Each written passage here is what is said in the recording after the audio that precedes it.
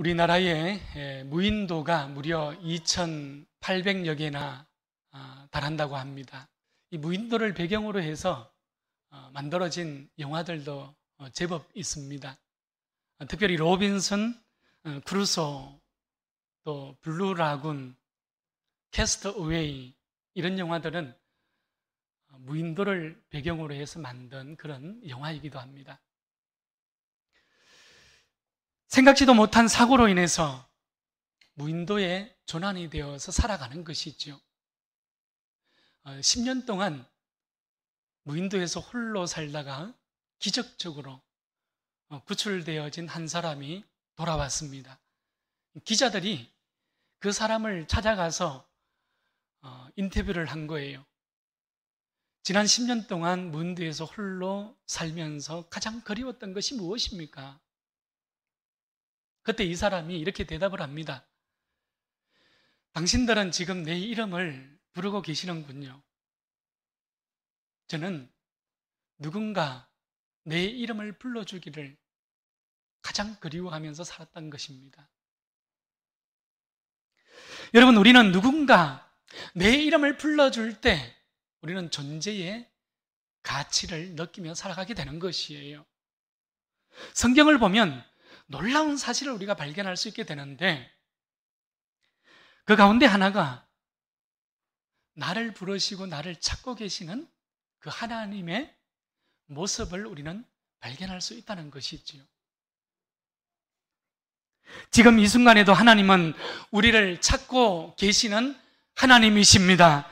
여러분, 우리가 건강할 때도 평안할 때도 믿음의 반석 위에 서서 우리가 흔들리지 않는 그 믿음의 길을 걸어갈 때도 하나님은 우리를 부르시고 우리를 찾고 계시는 하나님이셔요. 또한 내가 병들었을 때에도, 내가 연약하여서 불안해할 때에도, 내가 실패의 자리에서 하나님을 의심하는 그 자리에서도 우리 하나님은 여전히 따뜻한 오른손을 나에게 내미시면서 나의 이름을 부르시고 나를 찾고 계시는 하나님으로 성경은 우리 가운데에 하나님의 모습을 보여주고 있는 것입니다.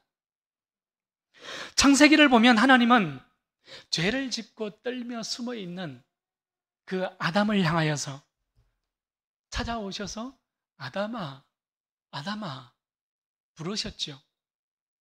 또한 하나님께서는 아브라함을 찾아가서 너는 이제 복의 통로가 될 것이다. 너는 복의 근원이 될 것이다. 복의 근원을 삼기 위해서 하나님께서는 아브라함을 부르시고 계시는 장면도 나옵니다. 출애굽기에서는 이스라엘 백성들의 그 고통의 울부짖음을 하나님께서 들으셨어요. 그리고 그들에게 이스라엘 백성들이 노예의 삶으로부터 무려 430년의 세월이었지요. 그 고통으로부터 하나님께서는 구원하시고자 모세를 부르고 계십니다. 이스라엘이 잘못된 길에 서 있을 때마다 하나님은 아모스와 같은 선지자를 부르시고 예언자들을 부르시는 모습을 우리는 성경 곳곳에서 발견해 볼 수 있게 되는 거예요. 여러분, 하나님을 향하여는 사람을 낚는 어부가 되라고, 그 사람을 낚는 어부를 삼고자 시몬이었던 베드로를 부르셨죠. 또한 세계 열방 가운데에 생명의 복음을 전하는 그 그릇을 삼기 위하여서 사울이었던 바울을 하나님께서는 부르시고 찾고 계셨던 것입니다. 성경은 이처럼 부르심의 책인 것이지요. 오늘 이 시대의 이 역사 속에서 하나님께서는 우리를, 나를 주님의 몸된 교회로 부르셨음을 확신할 수 있기를 축복합니다. 여러분, 자녀의 삶을 살아가라고, 제자의 삶을 살아가라고, 언제나 어디서나 그리스도인으로 살아가라고, 세상의 소금이요 세상의 빛으로 살아가라고 우리를 불러주신 거예요. 누구의 부름입니까? 역사의 주관자이신 예수 그리스도의 부르심이지요. 내가 무인도에 홀로 서서 살아가는 것처럼 느껴질 때에 내가 이 광야 같은 인생, 나그네 인생길에서 홀로 걸어갈 때에 우리 주님은 나에게 손을 내미시고 함께 걸어가자고, 호도스의 길이지요, 포에마의 길이지요, 하나님의 영광의 길이지요. 여러분, 그 걸작품의 길 위에서 주님은 우리를 부르시고 계신다는 사실을 오늘 기억할 수 있기를 바랍니다. 사람을 부르시는 것, 그리고 그 사람을 통해서 제자를 삼는 일은 하나님 나라를 세워가는 가장 중요한 핵심 원리가 되기 때문입니다. 그래서 하나님은 오늘도 성도를 부르시고 계시는 거예요. 그래서 하나님은 오늘 교회를 부르시고 계시는 것입니다. 이런 놀라운 하나님의 부르심, 이런 놀라운 하나님의 음성을 들을 수 있기를 축원합니다. 여러분, 예수님은 제자들과 다시 예루살렘으로 올라가셨습니다. 그리고 예루살렘 곳곳을 다시금 둘러보십니다. 오늘 본문이지요, 27절 말씀에 예수님께서 성전을 거니셨다 이렇게 표현하고 있습니다. 여러분, 이 거니셨다는 것은 단순히 구경을 했다는 얘기가 아니었지 않습니까? 예수님께서는 분명한 의도와 분명한 의지를 가지고, 분명한 목적을 가지고 지금 예루살렘 성전을 둘러보고 계시는 거예요. 열매 없는 예루살렘이었지요. 강도의 서굴로 전락한 예루살렘을 두루두루 주님께서는 집중해서 천천히, 그리고 아주 자세하게 둘러보고 계셨던 것입니다. 이렇게 예수님께서 성전을 거니실 때에 오늘 본문을 보게 되니까 대제사장들과 서기관들이 예수님을 찾아왔어요. 예수님께서 성전에서 매매하는 자들을 내어 쫓으시고 돈 바꾸는 자들과 비둘기 파는 자들의 상과 의자를 둘러 엎으신 바로 성전 정화 사건으로 말미암아서 예수님께 찾아와서 질문하고 있는 것입니다. 지금 대제사장과 서기관들은 내 집은 만민이 기도하는 집이라 이렇게 선포하신 예수님을 향해서 찾아오게 된 것이에요. 여러분, 그런데 이 대제사장과 서기관들은 예수님께 찾아온 것이 사적인 만남을 위해서 온 것이 아니라 공적인 성격을 가지고 왔다는 거예요.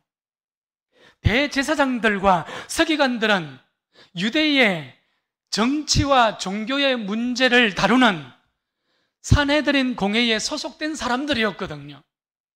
그러니까 유대 땅에서 최고의 의결 기관이었던 산헤드린 공회에 이런 한 명 중에 소속되어진 바로 그 사람들이 지금 예수님을 향해서 찾아왔다는 것입니다. 그리고 예수님께 묻지요. 무슨 권위로 이런 일을 하는가? 누가 이런 일을 할 권위를 주었느냐? 두 가지의 질문입니다.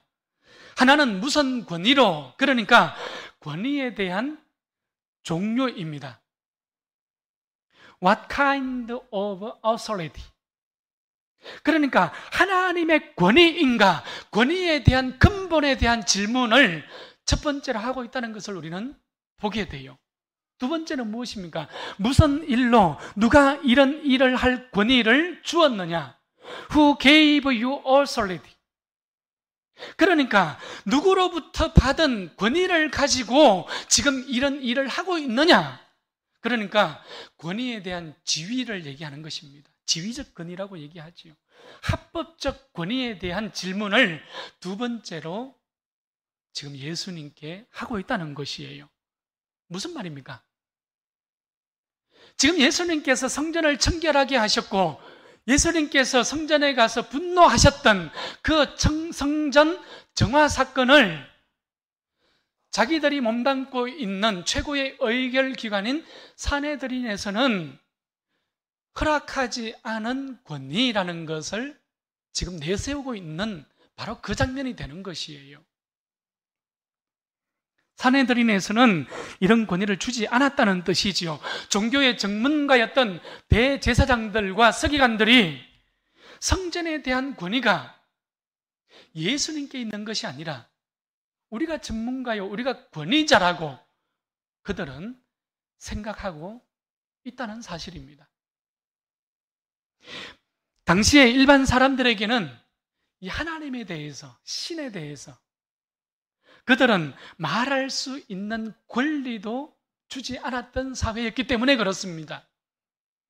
예수님의 입을 닫게 하려는 그 의도를 가지고 지금 예수님을 찾아온 거예요.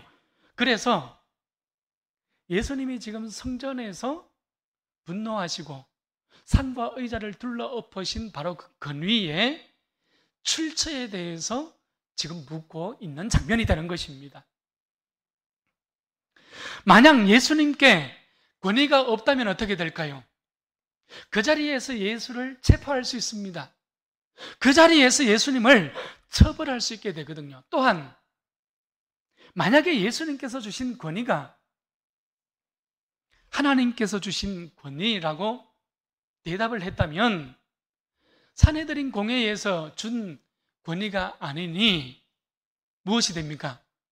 예수님께서 행한 권위는 신성모독죄에 해당이 되는 거예요. 예수님을 잡기 위해서 두 가지의 올무를 놓고 있는 장면인 것이죠. 자, 오늘 본문에서 대제사장들과 서기관들은 악한 의도를 가지고 예수님을 찾아온 것입니다. 예수님께 걸림돌을 놓고 올무를 놓기 위해서 예수님이 넘어지기를 기다리면서 찾아온 것입니다. 여러분, 우리도 믿음으로 살아가려고 몸부림칠 때에 종종 가장 가까운 가족들이지요, 가장 가까운 친척들입니다. 가장 가까운 친구들이지요. 이런저런 이유로 걸림돌을 놓고 불편하게 하기도 합니다. 성도의 정체성을 흔듭니다. 그래서 넘어지게 하기도 하고, 이 시대에 무슨 하나님이냐, 세상을 보라고 요구하기도 합니다. 이단들이 거짓 진리를 가지고 다가와서 달콤한 유혹으로 실족의 자리로 우리를 이끌고 가기로 하지요. 여러분, 기억하십시오. 믿음은 분별입니다. 여러분, 믿음은 구원의 자리에 서 있는 내가 예스와 노에 대해서 분명하게 구별할 줄 아는 것이 바로 내가 서 있는 믿음의 자리가 되는 것이에요. 나는 오늘 이 혼탁한 시대에 우리 모두가 성도의 정체성을 온전히 세워서 분별의 삶을 살아가는 지혜로운 성도가 될 수 있기를 축원합니다. 자, 이제 예수님의 대답을 우리는 보게 됩니다. 예수님의 답변은 오늘 본문 29절 말씀에 나오지요. 예수님은 나도 한 말을 너희에게 물으려니 대답하라. 그리하면 나도 무슨 권위로 이런 일을 하는지 너희에게 이르리라. 요한의 세례가 하늘로부터냐 사람으로부터냐 내게 대답하라. 세례 요한의 권위는 여러분 마가복음 6장 15절 말씀을 보면 이미 증명되어졌어요. 헤롯이지요. 헤롯 왕은 예수님의 이름을 듣고 그 순간 세례 요한이 살아났다고 두려워 떨었습니다. 또한 다른 사람들, 이스라엘 백성들은 세례 요한을 보고 엘리야라고 했던 것이에요. 선지자였다 이 말이지요. 하나님으로부터 온 하나님의 예언자다 이 말입니다. 그래서 헤롯은 세례 요한을 죽이고자 했지만 그는 머뭇거릴 수밖에 없었고 두려워할 수밖에 없었던 것입니다. 자, 그런데 지금 예수님은 그 누구도 부정할 수 없는 세례 요한의 권위에 대해서 대답하라고 대제사장들과 서기관들에게 되묻고 있습니다. 대제사장들과 서기관들이 서로 모여서 의논을 합니다. 만약 세례 요한의 권위가 하늘로부터라 하면 세례 요한이 메시아로 지목한 그 예수님을 어찌하여 믿지 아니하였느냐? 이런 문제에 봉착하게 되고요. 또한 사람으로부터라 땅으로부터라 하면 모든 사람이 세례 요한을 참 선지자로 여기니 대제사장들과 서기관들은 사람들의 비판을 면치 못하게 되는 것입니다. 그래서 요한의 권위도 또한 예수님의 권위도 부정할 수 없게 되었습니다. 종교 지도자라고 불리는 대제사장들과 서기관들은 지금 딜레마에 빠진 것이에요. 이러지도 저러지도 못했습니다. 오늘 32절 끝절로 가보십시오. 마가는 오늘 헤롯 왕처럼 종교 지도자들이 지금 이 일을 가지고 백성을 두려워하는지라 그렇게 우리에게 기록해주고 있습니다. 여러분, 이것이 예수님의 권위와 사내들인 권위의 차이지 않겠습니까? 여러분, 이것이 하늘의 권위와 땅의 권위가 가지고 있는 아주 중요한 차이지 않겠습니까? 여러분, 권위라는 것은 그 사람이 누구인지, 그가 어떤 일을 하는지, 권위를 통해서 그 사람에 대한 정체성에 대해서 분명하게 알게 하는 것이 오늘 권위라는 것이에요. 예수님의 권위는 땅으로부터 어떤 기관으로부터 사람의 인정으로부터 주어진 것이 아니었습니다. 여러분, 예수님의 권위는 하늘로부터 하나님께로부터 주어진 것이에요. 다른 말로 표현하면 하나님의 권위는 하나님 자신으로부터 나온다는 사실입니다. 할렐루야. 여러분, 이것이 오늘 본문이 가지고 있는 아주 중요한 포인트예요.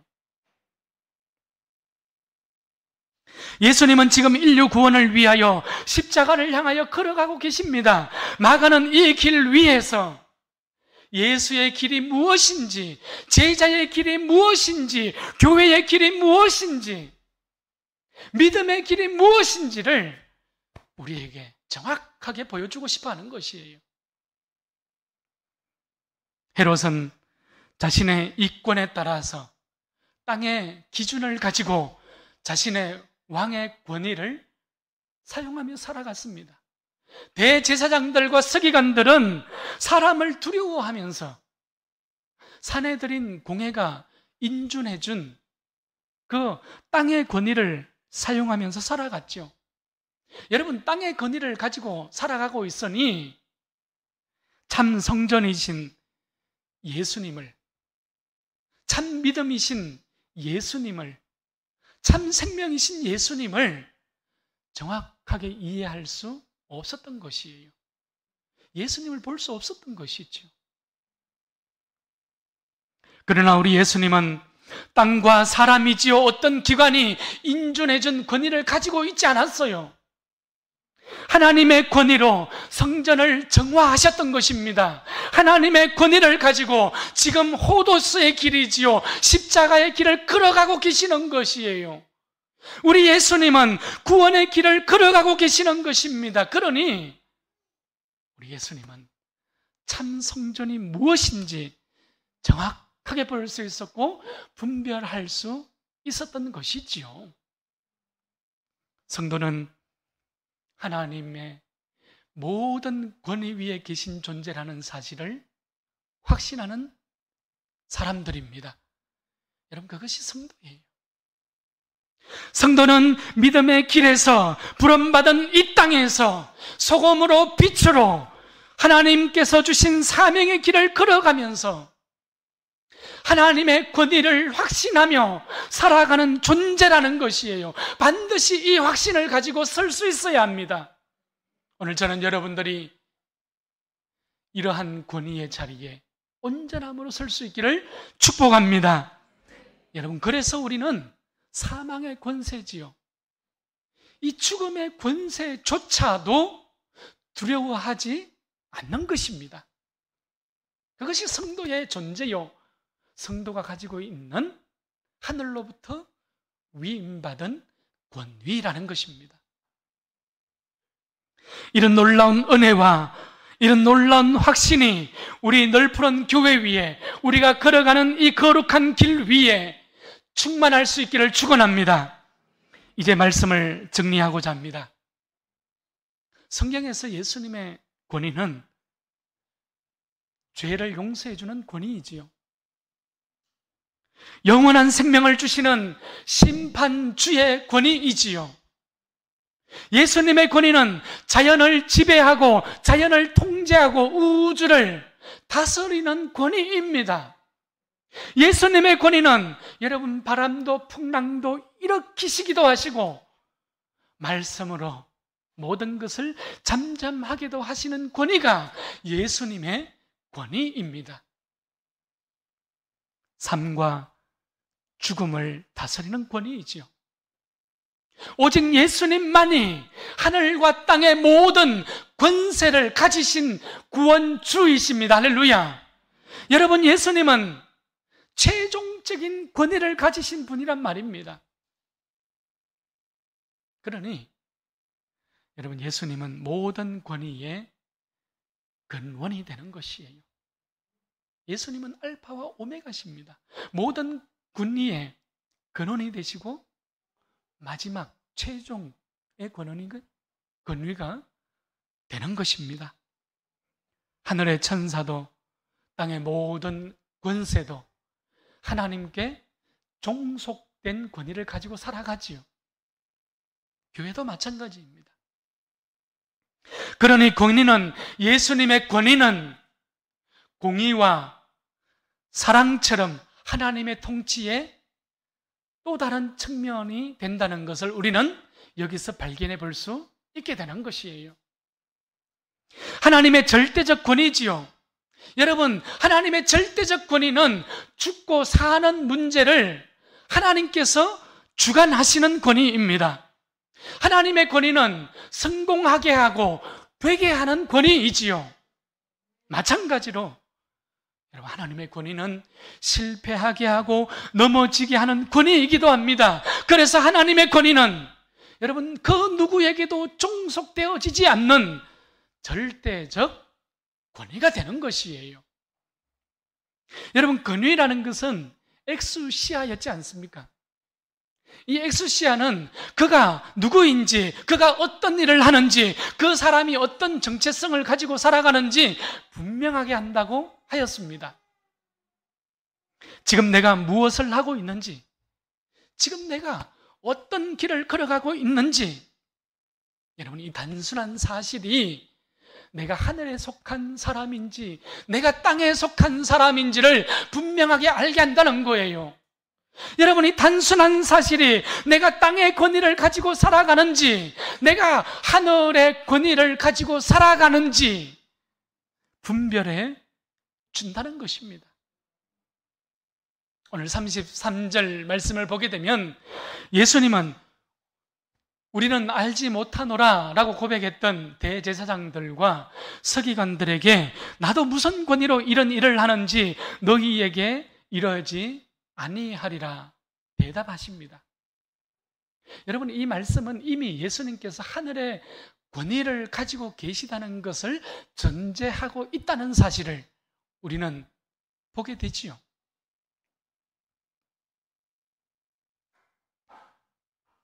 여러분, 지금 제사장들과 서기관들은 예수님도 권위에 대한 근원도 제대로 이해하지 못하고 살아갔습니다. 세상은 여러분 교회를 알지 못합니다.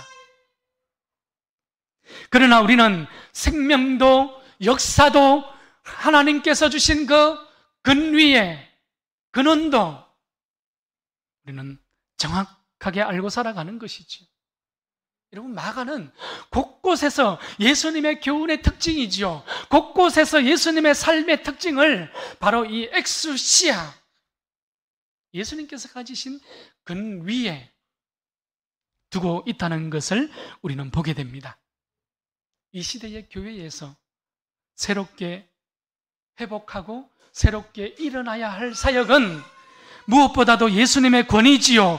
예수님의 그 권위를 회복하고 성도의 권위를 회복하고 교회의 권위를 회복하는 일이 되어야 합니다. 이 권위는 세상적인 힘을 가지고 세상적인 방법을 가지고 어떤 프로그램을 가지고 회복되어지는 것이 아니에요. 다만 하나님 앞으로, 하나님 말씀 앞으로 돌아서야, 그때서야 비로소 회복되어진다는 사실입니다. 여러분, 교회는, 성도는 다시 하나님의 말씀의 권위 앞으로 돌아서야 하는 것입니다.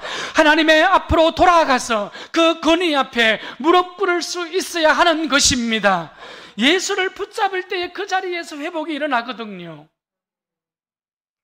여러분, 이 한 주간도 모든 권위의 근원이신 예수님을 따라갈 수 있기를 바랍니다.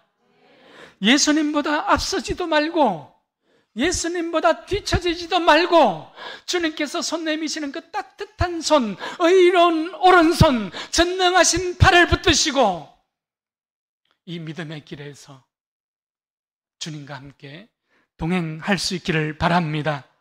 말씀으로 걸어가는 교회지요. 말씀으로 세워져 그 삶이 풍성한 교회의 모습이지요. 말씀으로 우리의 이웃들을 향하여 사역하는 거룩한 교회이지요. 말씀으로 하나님의 나라를 꽃피우는 널푸른 공동체의 모습이지 않겠습니까? 여러분, 우리 널푸른 교회가 이런 교회가 되고 우리 성도님들의 일평생의 삶이 이런 축복의 삶의 자리에서 하나님께서 허락하신 하늘의 권위를 가지고 승리하는 삶을 살아갈 수 있기를 축원합니다.